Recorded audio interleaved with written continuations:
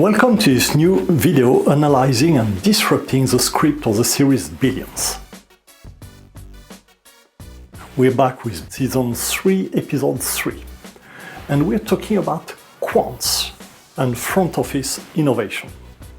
Taylor, who is the new chief investment officer at Axe Capital, believes they need more innovation. They are looking to hire someone new. Robots have come. Well, it's not a robot, it's a quant. First, what is a quant? And why would Axe Capital need one? Quant is just another word for wild fucking guess with math. Quant is short for quantitative analyst. Quantitative analysis is simply about the use of mathematical and statistical methods in finance.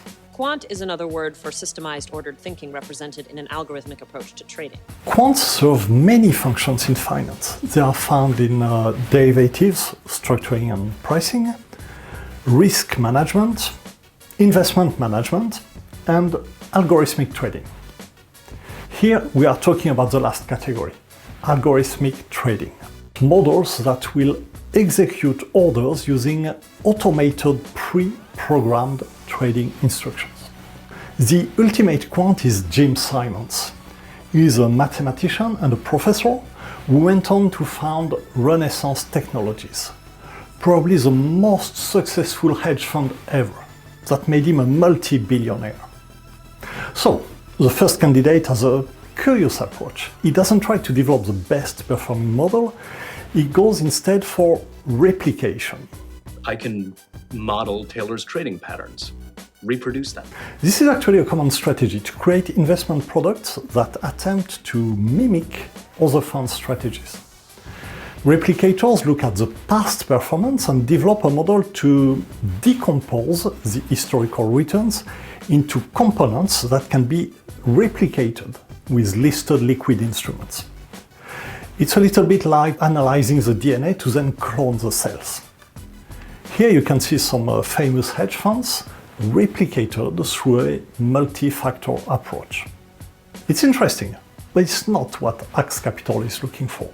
I don't need something that thinks like me. I need something that thinks better. The second candidate is, well, not gonna work. The third candidate provides great answers, has a scientific background. Says you were at NASA, the Jet Propulsion Laboratory. And Wags really likes him. Twist in the story, it turns out he was not a real candidate. It's all because of Wags. He's so scared of quants that he was trying to trick Taylor. I wish you well. In the end, they decide they are not hiring anyone. They are going to do it all in-house.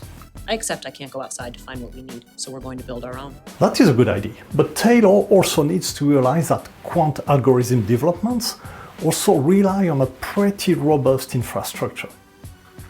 You can't just write an algorithm, you also need data and systems.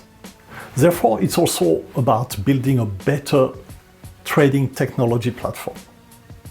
And that's what fintech companies are doing. A company such as Velox is a perfect example of developments that would allow hedge funds to operate easier and faster. For an operation like Axe Capital, there would be many systems and workflows that determine how they trade. Axe Capital must first sort out its data, as an algorithm can only be as good as what you feed it with. They also need a platform to integrate their data, consolidating all the feeds so that they act as one. Then they need to upgrade the systems into an integrated platform. Most of those fintech solutions are now cloud-based with a fast web user interface. Hedge funds can then efficiently review the processes, streamline, and automate the manual tasks. As a conclusion, it is also important to understand that the deeper hedge funds go into their quantitative developments, the more they also have to invest in fintech systems and solutions.